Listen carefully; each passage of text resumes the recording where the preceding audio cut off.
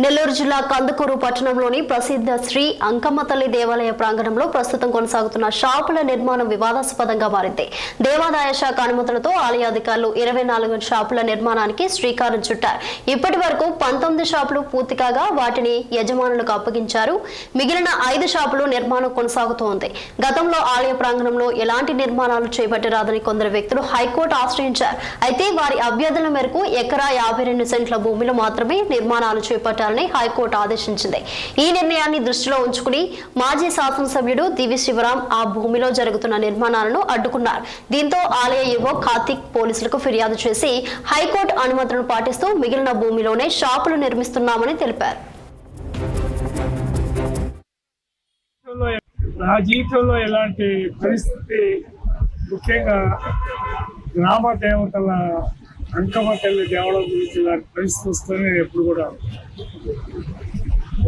ఈ దేవాలయం రమరమి 1400 సంవత్సరం చిన్న 1440-1450 సంవత్సరంలో కట్టుబడింది.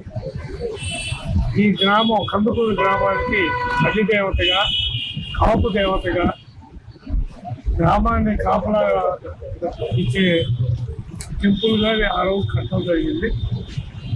నానుడు ఏంటంటే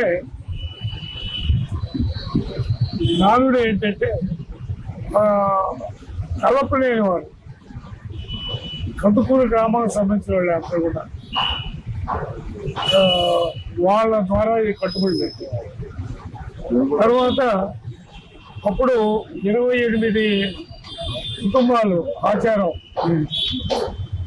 అన్ని కులాలు గ్రామ ఇంటి మన పిల్లలు వాళ్ళ ఇంటి దగ్గర నుంచి మొదలయ్యి టెంపుల్ అన్నీ కూడా కమ్మాస్ ఉన్నారు, యాదవాస్ ఉన్నారు, ఎస్సీలు ఉన్నారు, శాసనోళ్ళు, కుంబర్లు, అన్ని రకాలు ఎస్సీలు కూడా ఉన్నారు.